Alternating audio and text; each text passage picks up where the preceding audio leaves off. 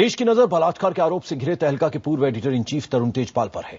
तरुण तेजपाल से पूछताछ करने के लिए गोवा पुलिस की टीम दिल्ली रवाना हो चुकी है। अगर तरुण तेजपाल ने पूछताछ में मदद नहीं की तो पुलिस उन्हें गिरफ्तार भी कर सकती है। इस बीच IBN7 को गोवा पुलिस की FIR मिल गई है। FIR में तेजपाल के खिलाफ बलात्कार के आरोप के अलावा शोमा चौधरी पर भी आरोप लगाया गया कि उन्होंने पीड़ित लड़की की चिट्ठी और ईमेल मुहैया कराने में मदद नहीं की। खबर यह भी है कि गोवा पुलिस आज पीड़ित लड़की का बयान भी ले सकती है। पीड़ित लड़की दिल्ली में है या मुंबई में, इस पर अभी सस्पेंस बना हुआ है। उधर एक अखबार को गोवा के मुख्यमंत्री मनोहर पारिकर ने उसमें कहा है कि होटल की जिस लिफ्ट में वारदात हुई वहां कोई CCTV कैमरा नहीं लगा था। ये इसलिए भी अहम हो जाता है क्योंकि तेजपाल ने अपने बचाव में लिफ्ट की CCTV की तस्वीरें सार्वजनिक करने की मांग की थी। तेजपाल खुद अब इस मामले में पलट गए हैं। पहले गुनाह कबूलने के बाद अब उनका कहना है कि उन पर झूठे आरोप लगाए गए हैं। और इस बीच तहलका की तरफ से पूरे मामले पर प्रतिक्रिया सामने आई है। तहलका की तरफ से ट्वीट कर कहा गया है कि मीडिया में आ रही खबरों के विपरीत तहलका पत्रिका की मैनेजिंग एडिटर शोमा चौधरी ने गोवा पुलिस से बात की है और उन्हें हर तरह की मदद का भरोसा जो है वो दिलवाया है। There are many demands on my time, and I have cooperated with them. The media has the wrong information. But why didn't you reach out to the police? Why didn't you reach out to the police? No, you're asking me questions that See, are it's a criminal case. It shows a criminal case. The letter surely says that it was a rape attempt.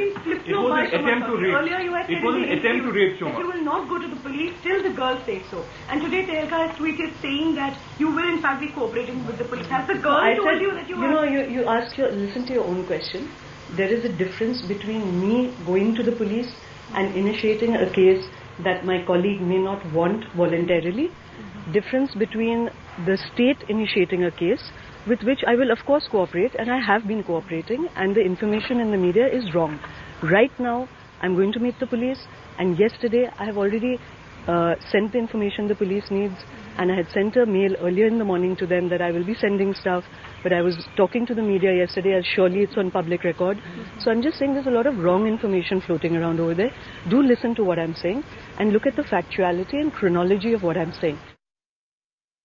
और तरुण तेजपाल पर गोवा के एक hotel में तहलका पत्रिका के एक कार्यक्रम के दौरान महिला सहकर्मी के साथ बलात्कार का आरोप लगा। गोवा पुलिस ने बिना किसी की शिकायत मिले ही इस मामले में FIR दर्ज कर ली। क्या है FIR में, अब हम आपको ये दिखाते हैं। गोवा रेप कांड की FIR नंबर 27/12, तारीख 22 नवंबर 2013, धाराएं 354A, 376, 376(2) के IPC।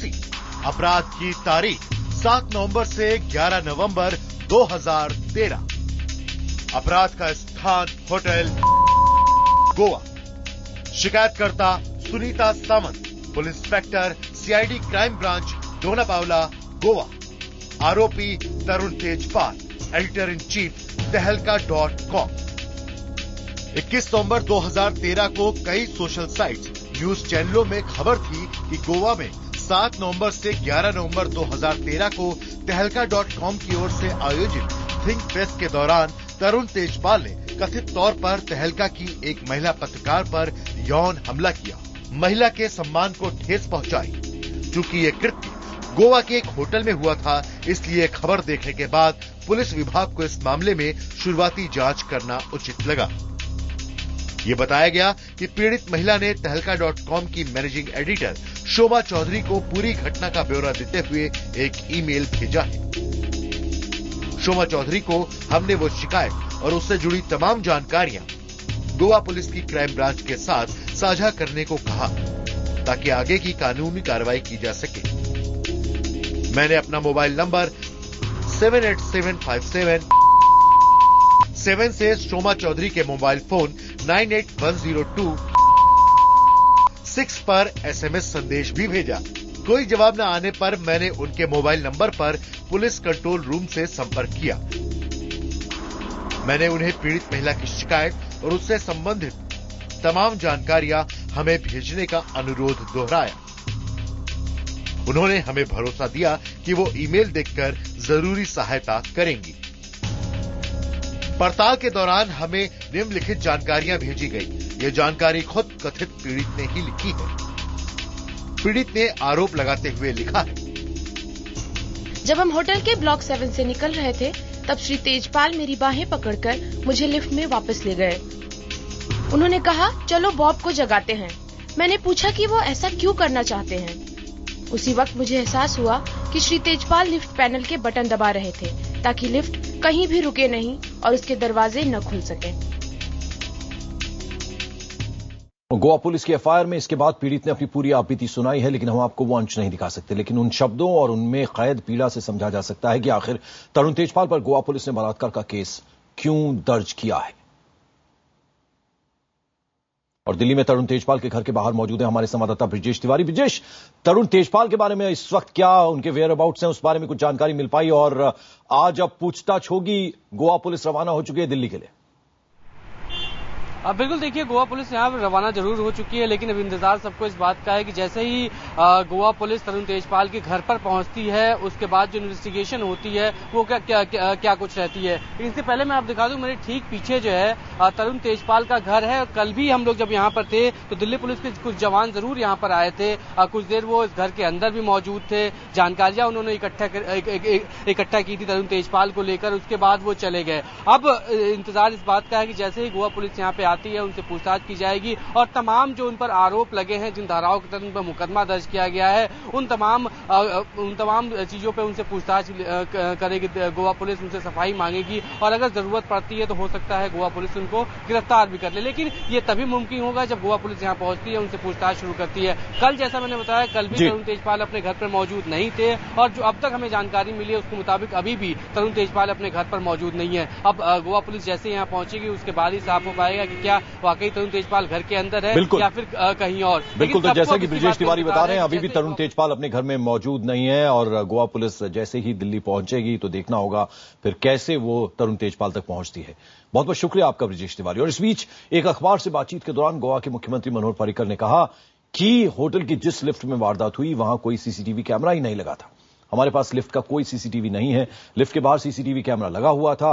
गोवा पुलिस ने सबूतों और लड़की की चिट्ठी के आधार पर ही तेजपाल के खिलाफ केस दर्ज किया है और अगर पीड़ित गोवा पुलिस के सामने अपना बयान देती है तो ये केस और मजबूत होगा।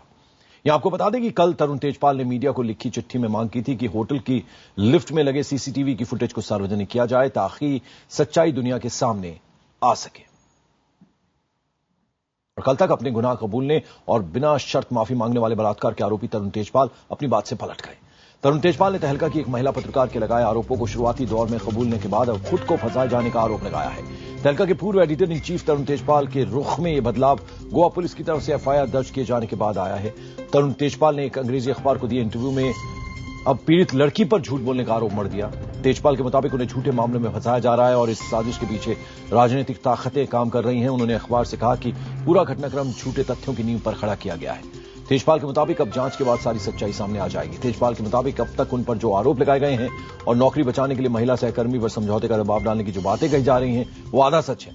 यहां आपको याद दिला दें कि तरुण तेजपाल ने महिला सहकर्मी के आरोप लगाए जाने के बाद प्रायश्चित करने का ऐलान किया था और इसके तहत उन्होंने खुद को तहलका के एडिटर इन चीफ के पद से 6 महीने के लिए हटा भी लिया था। अब तरुण तेजपाल ने दावा किया कि उन्होंने पीड़ित लड़की से बिना शर्त माफी पत्रिका की मैनेजिंग एडिटर शोमा चौधरी के कहने पर मांगी थी।